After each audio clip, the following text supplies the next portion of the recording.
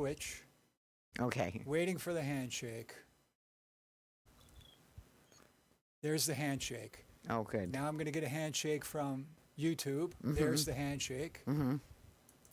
Now we go to Facebook, and Facebook is asking me to put in the name of the show, which I'm going to do, and what it's about, which I did. And now Facebook said they're ready when you're ready. Flip the switch. Put There the it clapper in is. front of your face. When you hit the clapper, you are on the air. Great. Welcome to Talking Peace with the Western New York Peace Center, being recorded here at Think Twice Radio in the home of the future. Thanks to our friend and producer, Richard Wicca. Thanks, Richard. Thanks. And also thanks to our friends at WBNY, Buffalo's original alternative radio station coming out of Buff State. So thank you, WBNY and Buff State. And thanks make me think of our Indigenous friends, which I was just with some of our very dear Indigenous friends, and how they always manage to be thankful, no matter how much violence and oppression they've already experienced. They start their days with thankfulness, all their meetings with thankfulness that runs from everyone who is there, that's make it possible, to Mother Earth, to all of the living waters that make life possible, that all the plants, nutritional and medicinal, the trees, the creatures of all kinds, and all of the different elements in the creation, and of course the love and the instructions from the Creator that we should be following if we want life to continue in this creation. So then they say Nyahweh, and then the people say Nyo. So Nyo. Nyahweh. Nyo. Thank you, thank you. So I'm very grateful today for the show we're going to do. We're calling it Needed Frank Conversations, and so we have our special guest here, Zeneta Everhart, who, as we were just talking about, has been in the news plenty because she is, well, what can I say, all fired up and ready to go about the changes that we need in this community. So Zeneta, as the mom of Zaire Goodman, who was shot in the Buffalo Massacre and survived, miraculously survived, who is the Diversity and Inclusion Officer, is that right? For Senator Tim Kennedy. Zeneta, we're just so honored and grateful that you've joined us. Thank you for having me, Vicki. Thank you, Deidra, and of course, West New York Peace Center. Thank you for having me. And of course, Deidra needs no introduction, being the executive director at the Western New York Peace Center and all the other things you do, your lifelong activism in the community. Deidra, we're so grateful.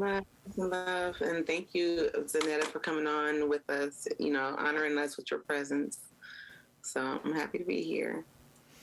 And I didn't say I'm Vicki Ross. I'm just grateful to be here, grateful to be doing this radio show and be with these two wonderful leaders in the community.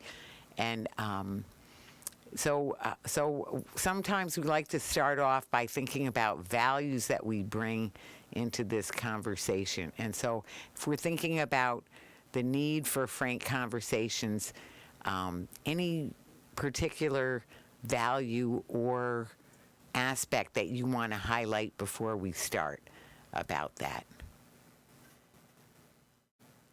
I'll let you go, Zeneta. Of course, I'll go first. For me, I think I'm just going to start with, being grateful. Yeah, I'm blessed and grateful, and yeah, all that good stuff. Yeah, I think that I want to bring to the circle openness and acceptability, of truths. The acceptability of truths, to have that those willing hearts and minds to be movable and pliable and changeable, to understand what's happening and what needs to happen, and to be willing to change for the better. So it's so beautiful what both of you have shared. And of course, as I said, I was just with a number of Indigenous friends. Dr. Hillary Weaver is stepping down at UB School of Social Work. But anyway, and we have I have learned so much from our Indigenous friends, and they do go counterclockwise like that. But the other thing is about that overriding gratefulness that you mentioned, and of course truth and love that Deidra mentioned. But the other thing that I would mention that was mentioned by one of our Indigenous friends in a recent show about Indigenous Peoples Day, humility. Humility. And I want to say, I especially bring that in.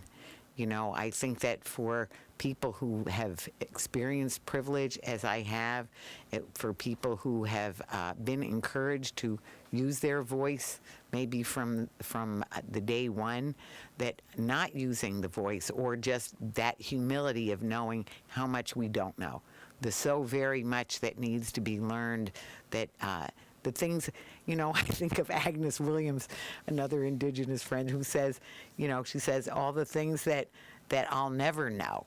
And then I added to that, in the Ganonio, because the Ganonio can go on for days even sometimes, right? Or at least for a long time, for hours, even for 20 minutes, people are like, you're still doing it? But then there's the thing of, what I think, the things I think I know that I'm wrong about, things like that. The things that we think we're learning, that we keep trying to learn, and we still don't get them through our head. So that makes me bring in humility. So, yeah. I think that's great. Yeah. Well, I'm borrowing it from, because we're always on somebody else's shoulders too. So, So anyway, so from there, if we start with Buffalo before the massacre, and sort of what were some of the things that we might have needed to talk about before at that time that didn't get talked about as much as they might have. Maybe if we start with that, sort of underlying pre-massacre. What were the things, some of the conversations that should have been being had that haven't been had, or hadn't been had, or in not in enough depth or whatever? Right, and I'll jump in there. Yeah, please. And so we're talking before 5/14, but we can even talk before COVID, right? Because, sure. The COVID-19 pandemic kind of brought to light a lot of the issues on the east side of Buffalo, right? And which, we like to call the social determinants of health, right? And all those issues have, plagued the east side of Buffalo forever. And we're talking, access to employment and access to education, and food, right? Food insecurities, and we're talking, housing. And I know when we think about health, we don't necessarily think about housing, but where we live determines, our livelihood and how long we live. And those are things that came out of the COVID-19 pandemic. And then, of course, obviously, the terrorist attack on 5/14. And so, these are issues, and let me say this, these aren't issues that are just Buffalo issues, right? Right. There are east sides of Buffalo all across the country. And so Black communities all across America have the same issues. And so therefore, we have to put a spotlight on that, and we have to say, so what are we doing about that? If it's not just a Buffalo problem and it's an American problem, then we need real solutions. So, yeah. Right. Yeah. So well put. Agreed. And I think that as far as conversations before, I think that I guess I would say more so, conversations between who is also relevant Sure. to the conversation, to this present conversation, because I think that 514 really just kind of, was a catalyst or just blew the roof off of, excuse my language, like just the crap inside, like this cesspool, of oppression, degradation. It just blew the roof off so it can be seen nationally, internationally. What's going on in so many cities around the country, and especially around the Rust Belt, as they say. Where there's, lack of jobs, and, where the industry and so on used to be here and so on. And so I think that the conversations between different races, so-called, and ethnic groups and economic classes needed to have been had already. So all of a sudden, oh my gosh, this is a racial issue. No, it's just a racial issue in our faces. But as we know, in the North, in the North Country in Buffalo, we said that racism was always here. It's just presented differently. Through different nuances that anyone has grown up here, that's from the Black community, or describes themselves as a African American citizen, they would start to recognize the nuances of racism in Western New York, and so this just enlightened the rest of the world. And I would just say it reminds me of the George Floyd, situation, for example, that, whether people believe how much police brutality or less or whatever, it happens. And, but people did not believe it existed the way it existed until it was on camera, the way it was on camera. Mm-hmm. So now it's oh my gosh, this is what's happening to us now. Everybody, every ethnicity and so on is in the streets. And I appreciate that, being a part of the, Black community. However, this is something that's been happening since the patty rollers and runaway slaves. Right. You know what I'm saying? I mean, right. I'm just saying, like, those are the frank conversations, part of that we need to look at and discuss historically on with multi-ethnic and multiracial groups in the same room, and to be educated of what's happening now, because it didn't just it wasn't just a starburst. It's a culmination of. So it didn't just happen in a vacuum. So yeah, I want to see I want to see different groups have a conversation together and really hear each other. Mm-hmm. Because many of us have been miseducated or not educated at all on what's happening historically and today. Deidra, you know what? And following 514, as you all know, I went to DC and I testified. Yes. Mm-hmm. Yeah. About exactly what you were just saying, Deidra. Mm-hmm. The problems of, domestic terrorism didn't start with 514 in Buffalo, New York on Jefferson Avenue, right? Right. Domestic terrorism is something that my ancestors have dealt with since they came here, right? Right. Right. And this country was founded on domestic terrorism, Right. and causing trauma to Black and brown people, the indigenous people, right? Starting with the indigenous people, and then with my ancestors, and so this isn't something that we can just say, oh, it happened on May 14, 2022. It didn't. It happened hundreds of years ago. Right. And yes, we need to have truthful conversations around that. And we have to fix our education system and curriculum schools across this country. And we need to talk about those things, because the terrorists that came into my community and caused terror, right? He was not educated properly, right? If you read his manifesto, you can, he's talking about this great replacement theory. And it's like, you're an immigrant, right? Let's talk about that. This isn't your country. So it literally makes no sense. And it boggles my mind how anyone can say that, the great replacement theory is a real thing when this isn't their country. This isn't even my country. It's my country because this is where my ancestors were brought to, right? And that's it. We are all immigrants here. This is not our homeland. I think about... It just belongs to us. Yes. That's right.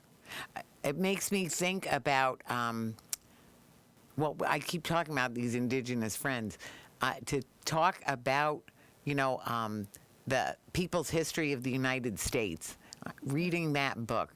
What an eye-opener. So that's the real history that kids in school are not learning of, the just massive violence and brutality that was visited on indigenous people who initially welcomed. In fact, I think of one time when I asked a friend, an indigenous friend, to do the welcome for an event we had in Niagara Square. And she said, well, we welcomed you all when you first came here. We'll never do that again. And I saw how that worked out, Anyway, she was just joking. She did do it. But you know what, Vicki, she's right, though. She's right, yes. This country, we act like, and again, I will say, we act like violence in this country started on May 14th, between Black and white people. Like, it didn't start. 1492. 1492. This country is built on violence. Like I said in my statement to Congress, America is inherently violent. It is who we are as a country and as a nation. And we have to stop acting like these mass shootings are just, it just happened. This isn't who we are as a country. This is literally who we are. This is what we teach people. And that's clear in that manifesto that the terrorists put together.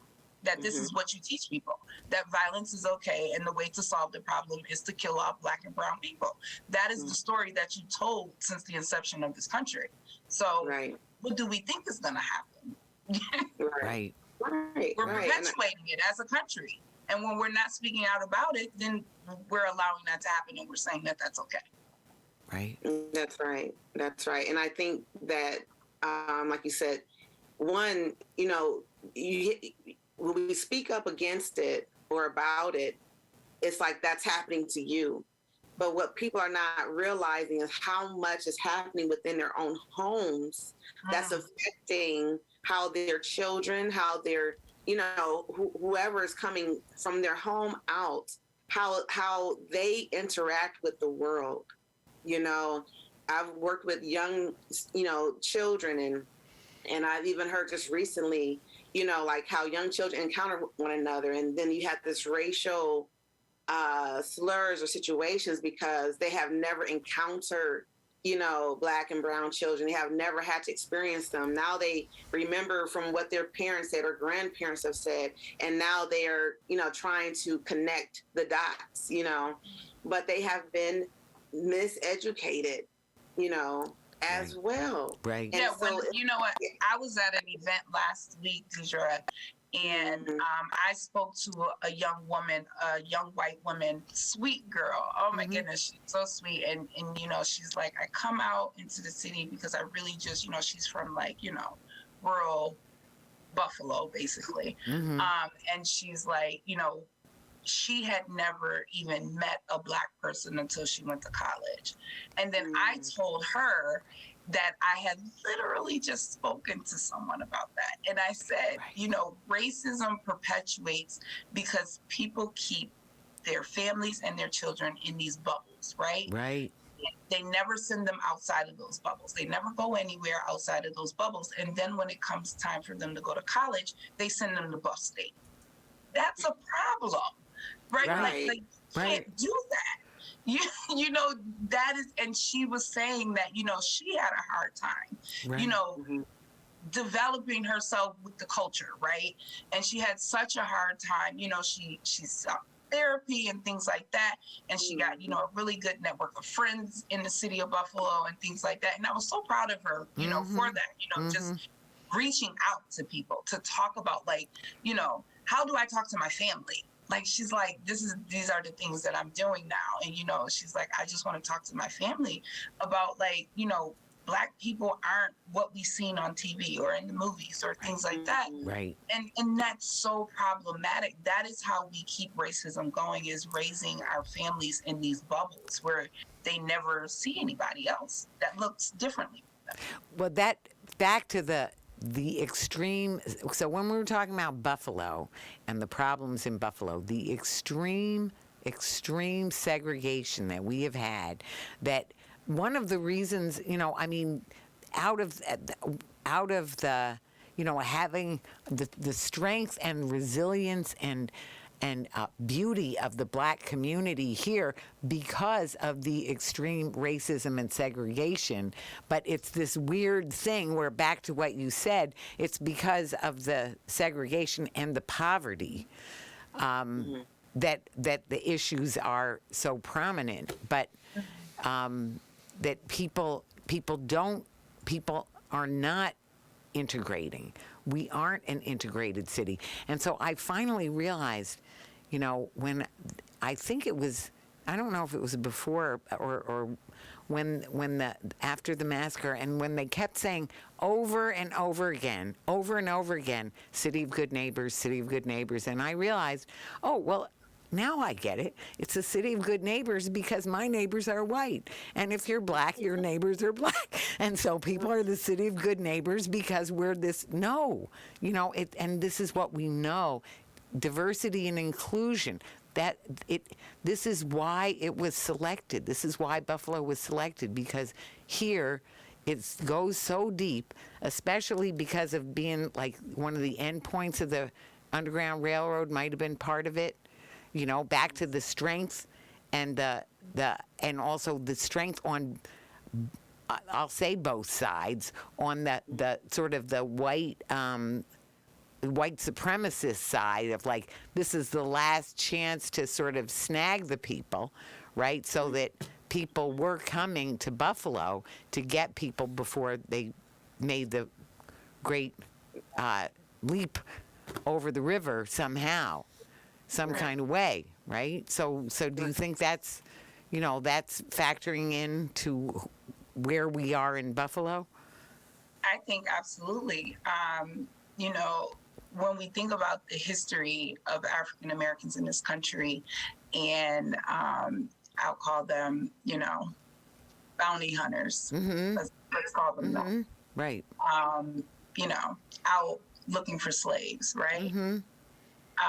People like the terrorists who attacked the grocery store in Jefferson on 514, you know, he has that same type of mindset, right? That he's helping his country, right? Like, he thinks that, you know, so yeah, there is a correlation from our past and what Black Americans have been through. It's striking to me that people don't see those correlations, and I don't know. Again, it boggles my mind that people don't see the types of correlations to where, you know, the Great Replacement theory, or whatever you want to call it, is the same thing as, you know, the slave hunters. Right. they think they're accomplishing the same thing. They're helping their country, right? Mhm. But it's that fear and prejudice. So it's that That's- and that classism that factors in too. Yeah, thank you, Vicki. I think that's something that we see we see it in existence, but I don't think we really understand its depth. Like how deep it really goes, even beyond racism. Racism is a disease of classism. It's something that was used as a tool to separate the poor. Right. At one point, you had black and white poor here in 1600s that, trying to get out of servitude, they rebelled together, black and whites together, rebelled against the rich landowners, but they began to separate us. You're not like them. You're not anthropods. You're you're human. You're more intellectual. Keep with us. I'll pay you more to watch our gate. So they poor. They still in the shack. They working side by side in the field. Okay. Right. But because you're white, you're not really like them. I'll give you a couple of extra pennies. And I mean pennies. Right. You feel like you are a part of us. You are part of our group. At the same time, those landowners didn't care about those poor white men either. No. You know what I'm saying? And you looking at this young man's family, just this general, working class, working people. Right. Nothing special. They trying to make a living. And that is one of the fears. That was one of the fears with the whole migration of African Americans up here from the South. Right. We're coming in droves to the north, to the factories, to Bethlehem Steel, Chicago, Cleveland, the whole Rust Belt. We're coming in droves to find jobs, and we're taking jobs in industry that the new immigrants are trying to get. You see.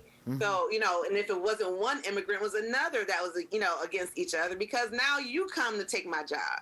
You had the Italians, now the Irish come to take the job. Now, so it was, it became color because it was made to, it's a social construct. Right. Race is. Right. A social division. It has nothing to do with genetics or, anything like that. Right. So, it's used to divide the poor so that we cannot stand up against the real enemies, which I believe in. Beyond, it's the conglomerate, those who own these resources.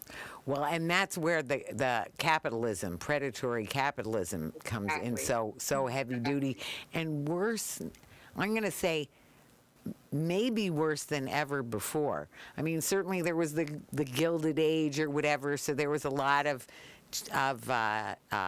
difference there. But I'm always saying this on this show, that we have the worst income and asset distribution in the call it the Western world, right? We have the worst.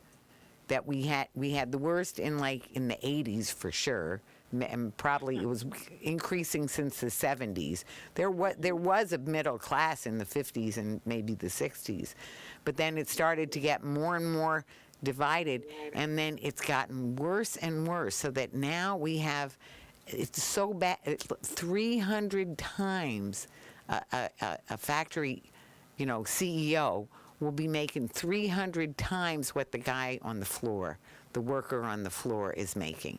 300 times. It's ridiculous. It's insane. And so, as you said, Zeneta, so during the COVID, these things are getting more and more clear too, because the billionaires, now we have more billionaires than we've ever had, and then poorer people are poorer than ever. Exactly. Exactly. And I mean, poorer than ever. I mean, let's even take dollars away from it. We have people who don't have anywhere to live. Right. They don't Right. have food to eat. Had their Right. basics. They Right. don't. They're not making a living wage. Right. Right. Like I'm not saying What is they need to be a billionaire, but they should be able to pay their rent. Right. Right. So it's I mean, the I pay the rent to at me all. that's simple. You should be able to live on this earth. right. Like that's all that people are asking for, right? Right. Is if I work 40 hours a week, that I'm able to pay my rent, pay all my bills, and buy groceries. Right. No, like how many people can do that in this country? Right. Right. That's the bare. Bare minimum. Yep. Yeah, one paycheck, I mean, should be enough for you to pay your bills, right? Mhm. But it's not. You have to have a 40-hour-a-week job. You have to have a weekend job. You got to have an evening job in order to pay your rent. That's right. And even then, and then then there's problems. The medical. That people don't get medical care, can't afford the medical care. All the ways. All the ways that we need national health for sure. Private industry. So Yeah. they're making money off of that too. Right. I'm thinking about also what's happened since 5/14 that has changed things, and I could say in either direction. How have our problems in Buffalo changed since 5/14? How has it changed? Or has it I don't think- changed? Or has it changed? For me, I think that it's kind of on the same lines, like I said before, around COVID, right? We see the need, right? Right. We know what the needs are, right? And in the short term, people are fulfilling those needs, right? Every day there's something going on Jefferson, right? People Right. are giving away things. There's all these, different centers popping up and offering all these services, mental health, and all the rest of that. And then what? Right? Like that's what it is for me. It's like, what are we gonna do? Like it's not Different. a sustainable program to sit at the corner of Jefferson and Riley and just give away boxes of food every day. Right. Like that's not fixing the problem, right? Like it's just not, and it's never going to fix the problem. So we have to figure out, and I think that right now, I'm one of those pie in the sky type of people. It's just who I am. I always think the best, and so I believe that things are shifting in the right direction. I really do believe that they are. And I think that, organizations, and our leaders in the Buffalo community are starting to see that these are things that have to become permanent, right? And we have to figure out how we're, not taking away a grocery store, but adding 5 more, right? Like we have to figure out how to get mental health services on Jefferson, 24 hours a day, 7 days a week, right? So I feel like people see that need, and right now things are moving in the direction of making sure that those things are permanent and not just, this, short term, I don't know, what do you want to call it? Right. Yeah. I always go back to education. I think, we're so used to, whether nonprofits, activists, we're so used to trying to cut down branches of issues, and fix, like you have symptoms of disease and you're like, okay, let me just get the fever down. Let me just keep you hydrated. Right. Let me just, and believe me, a lot of people, people will die more from symptoms than from the actual disease, right? Because they can't handle the symptom. Yep. At the same time, you have to still continue to treat the actual disease. Right. The disease of racism, the disease of economic inequity.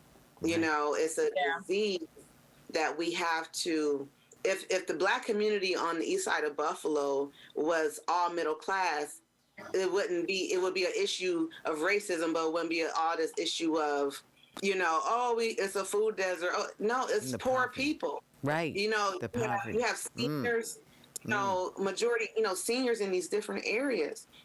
And, it's other issues that are underlying that people are not able to provide for themselves the way we may want to, so that's where our conversations have to go. Why? Yeah, is it redlining? Has it been? Yeah, we need to talk about that. Talk about it across the lines. People from the North Buffalo, West Buffalo, East Buffalo, yeah, they need to be in the same room together, along with so-called officials, and to discuss those pieces. Why I'm mad at you? Why am I afraid to go to, certain suburbs? Why are you never been to the East Side? Why have you ever been to the East Side except for March for Our Lives? You've never been on Jefferson and Utica in your entire life. That's what Jill Hainsworth asked how many, was that during the march. Right. How many of you, which was majority, white population in the march, this is your first time on the east side of Buffalo, period. Majority of the hands went up. Why? And it's not just them, it's for us too, never been to certain parts of Western New York because we don't see us. And guess what? Some of us are, yes, very afraid. We know there's Ku Klux Klan up in Western New York. We know that there are active racists in Western New York. Now people believe it, nationally. Now people, so-called white people see, oh, this happens here. Yes, it happens here. So there's a conversation and a very, vulnerableness that has to happen to share what's really going on between the communities, to really talk about how we feel about different immigrants and so on taking over all the stores in our communities, and why don't we own anything anymore? Right. Because it wasn't always so. So we have those conversations amongst us. But I never had that conversation with Vicki. I never, we kind of do, but, because of the nature of our relationship, being with the Peace Center. But in the sense of, that's not a common conversation I'll have with another white person. So this is where, need for frank conversations is exactly what you're talking about, and exactly what we need, and what we are working on, and what we're working on putting together. And we've had some healing conversations with Embracing Buffalo, which was very good. Very good. And there was some frank conversation in there. It depends on who's in the room where you're going to go with that. So it was frank, but it was more on the pain and on the healing from, and how to deal. How to deal was the big thing. So that is so important. And the other thing, so I wanted to bring up 2 points. One was what you said about Jillian Hainsworth, and what she said at the March for Our Lives. The other piece she said, when she said about how nobody, so many people had not been there, so many white people had never been there to that side of town. She says, then we need you to come back. We need you to come shop here. We need you to come be here. We need you to come be with us, because that was why Buffalo was chosen, because of the extreme segregation. The other thing I wanted to bring up, and so I'll tell you, I exclusively buying my gas over at Mandela Market. Always, every time, I'm like, the half a tank. I'm going by there anyway. stopping for some gas. But anyway, so that's one thing. So that's one thing we can do. But the other thing, I want you to talk about your project, which is such a wonderful project, yours and Zaire's. And back to, as Deidra was saying, the root causes. So please, if you would tell people about that.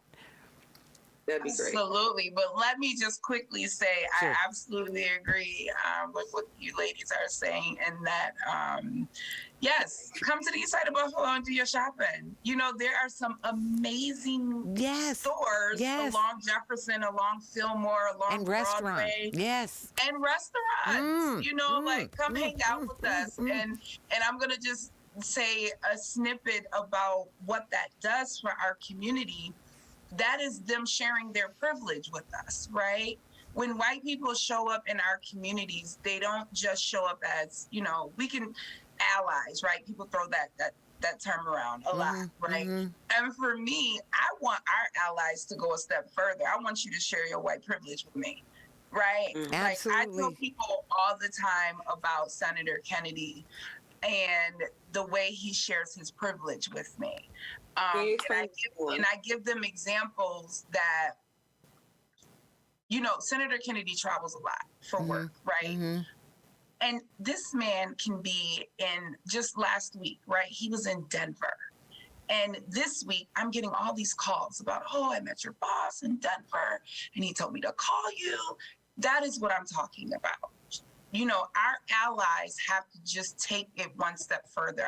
I need our allies talking about the amazing Black people they know and the amazing things that they're doing in their community behind their backs when they're not in the room. I need you to do that when I'm not around. I do it. That is sharing privilege, right? That is what we need more of, because that helps, right? So if, you know, some of our newfound white allies who came over for the March for Our Lives and they shopped over on Jefferson or over on Fillmore and they found some really awesome things, the one thing they can do is share their knowledge of what they found on Jefferson with their friends and with their families. That's what we need, right? We need buy-in from the larger community about what's going on the east side of Buffalo, and not just talking about, you know, the few bad things that happen over there, right? Right. And so, yes, let's talk about books. I had to throw that in there. Yeah, no, absolutely. And I want to say, totally. Yeah, so definitely, I wanted to, you know, after, you know, 5/14, it was a lot. Right. It was, oh goodness. Like, I won't go into that whole story. That could take up an hour or 3. But it was heavy on my son. You know, it was heavy on me. Of course. And our whole family, and, you know, and on the larger community, period. It was just, it was a lot, right? Like, I get paid to talk about gun violence and racism. That's my job. Every day, that's what I do. And then, you know, it's on my doorstep now. Now it's in my house, and now I have to talk about it, you know, from a mother's standpoint, right? Not just professionally, but, you know, this is my kid, you know. And during that time, the weeks after, you know, it was hard for me to work. To like do my actual job, right? It was so hard. Of course. And so the truth is, like, I needed something to dig into, right? Like, I needed something good to come from, you know, what was happening to my son, right? I needed a distraction, honestly. That's what this book club came in at, because, you know, my days were filled with taking care of Zaire. I'm changing his bandages, and, you know, like, I don't know if any of you ever seen a gunshot wound up close. That was my first time, but that was traumatic. Yeah, of course. I'd never seen anything like that in my life. And so that distraction came. The book club literally was a distraction, an amazing distraction. Oh, wonderful. And, you know, a lot of people, interviews that I've done, people ask me, well, how do we change this narrative of, you know, how do we fix racism? How do we, you know, do all these things? And I told them, I said, we have to start with kids. We have to educate children, young children, right? Yeah, we would love to start with an 18-year-old and start teaching them about racism and things like that. But if we start with the young kids, right, who are already have this innocence in them, Right. to where they don't think about racism, right? They just want a friend to play with, Right. right? That's where we start.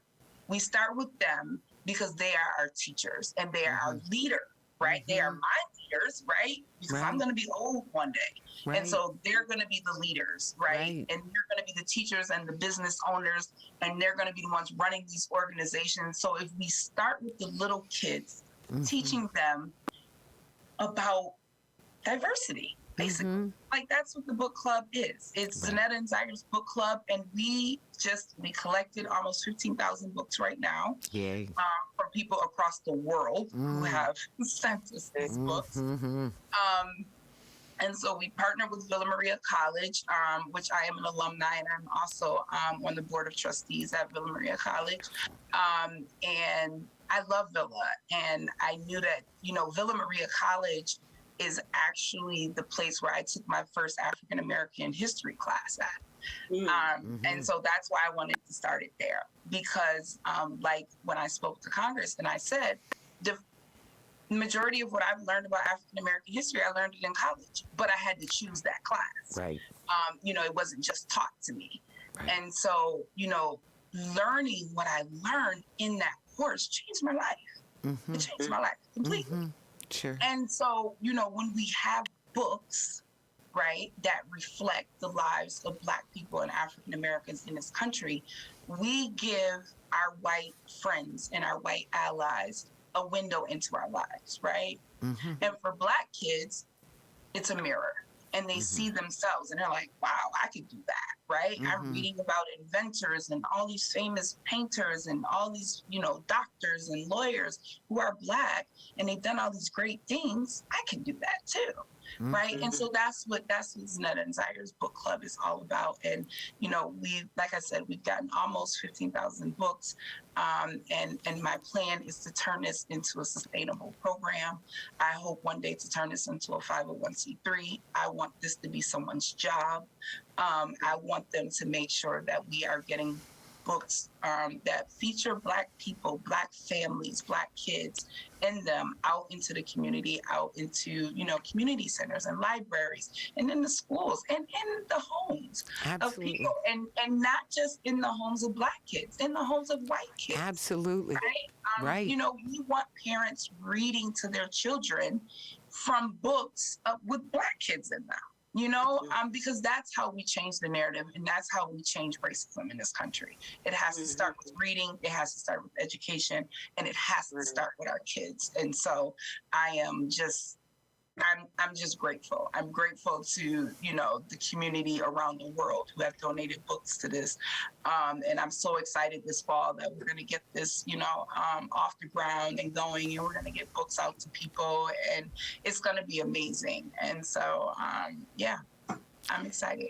It is so wonderful. So usually another thing we want to do is always talk about how people can get more involved and how people can help, right? Yeah. So let's go around with that, and especially starting with the book club. What can people do? How can people help with that? So people can, right now, I'm just accepting emails. So people can email me at zenetasbooklist@gmail.com, or they can just hit me up on Instagram. It's Zeneta Everhart. Facebook, it's the same. Or on Twitter, it's Miss_Everhart. And so that's how they can reach me. And then, of course, obviously through Senator Tim Kennedy's office, that's probably the easiest way to reach me. And so I can just shoot you guys the links and all of that information about what we're doing. We are looking for volunteers to help us do an unboxing day because, like I said, we have almost 15,000 books. So we're going to need some help in the next couple of weeks to get those books opened and get ready for distribution. So, yeah. Definitely reach out, and we would love to help. Love the help. Oh, that is a great way. And as far as frank conversations, can we talk a little bit about some of the avenues, or, I think it's more perspective then, and there's been, first of all, I want to say there's been a certain amount of that, well, one, right along. So for all that we're saying people don't talk about it, well, some people don't talk about it, but some people do talk about it, and some people have been talking about it over and over and over for the centuries, right? You know? But as far as frank conversations, I think that, you know, it really came to a head. Even back to 5/14, I was there the morning after, and of course it's crawling with media, and so I'm gonna, you know, now maybe from certain people they were hearing, oh, city of good neighbors, you know, but there were plenty of people who were saying, let me tell you about Buffalo, you know, let me tell you about how deep the problems go here, you know. So that started, and then so it has been happening somewhat. You know, I mean, hopefully on Talking Peace is one place, you know, and there are other places, and we have high hopes for some other frank discussions, and especially with some of the people. If you want to talk a little bit about what your thoughts are on that, Deidra. Oh, me. Well, both of you, both of you. I was just, okay. I'm sorry. I didn't mean to. No, it's fine. I want to hear Zeneta's thoughts too. Yeah, but, absolutely. You know, like I say, you know, I want to see us, and I know it doesn't end here, but I would like to see a diverse group of people from the Buffalo communities in one room with a mediating, peaceful, you know, person or persons that would help people to hear one another, and to talk about what's on our minds concerning race, what's on our mind, you know, like what are we thinking, you know, and how do we bridge the gaps, you know, that has been historically, you know, we all either was born or, you know, placed or, you know, kind of situated in these positions without, you know, creating this divide. You know, we just kind of perpetuate it because that's what we know, you know. So how do we cross over, you know, and how do we build a trust with one another to understand and bridge those gaps, you know, because it's not just about shopping, you know, in black or white or whatever community. It's talking about what we don't trust, because it is a trust factor. It's a trust factor for me going out to Orchard Park. It's a trust factor probably for some people going to Bissell, you know, and just I'm saying it's a trust factor for me going to Bissell and Genesee, but I'm just I'm going over there, but I hear you. You know, for example, that, you know, that needs why, and how do we, you know, how do you feel about that? And how do we overcome that? That's the conversations that I want to see happen in a series.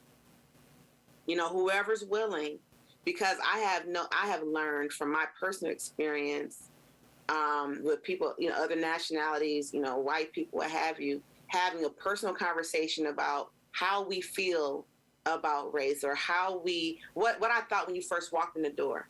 Well, I thought you was a Karen, or I thought you was Queen of the Nile, you know, whatever. Well, why did we think that way? Why did we already have these preconceived thoughts? And once we got to know each other, we're the best of friends. But how do you kind of pass that notion, you know, of those preconceived notions of who we think we're dealing with, you know, so we can learn more about one another and really see more of the connection we have with one another. You know, I want to see that. Yes. I love that. So when look at, I'm gonna put it out there. So when the West New York Peace Center gets that underway, just invite me. Ooh, you know it. You know I'm gonna put that out in the atmosphere and manifest it for you. Then yes, 1,000. Yeah. That's what I want to see. Yeah. Absolutely. And you know what? And for me, I do. I love, your idea of, more of a grassroots, natural type of, connectivity conversation around race and racism and things like that. But for me, and coming from the space that I come from, which is government, right, and politics. Right. And so for me, I want to see the breakdown of systemic racism, right? Right. And that's top down. That's, Right. built to the fabric of our laws, right? Like we were Right. just talking about redlining a minute ago, right? Right. So I want to see the breakdown of the school to prison pipeline, and hiring practices and things Right. like that, because I feel like that is the only way that we're, education is a part of that legislation, right?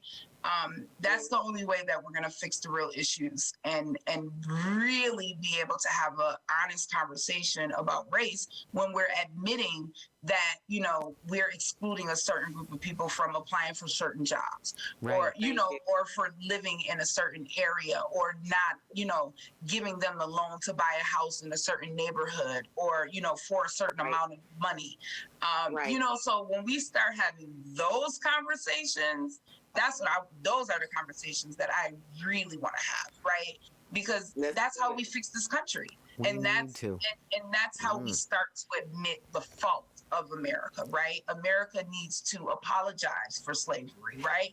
Like they need to fix the wrong of slavery. And fixing the wrong of slavery, yeah, it would be great with reparations, but it would be really great if we were fixing our education system and making sure that people were getting hired equally and getting paid equally, right? And we're able to buy a house wherever they wanted to live, or get a bank loan for however much money that they can.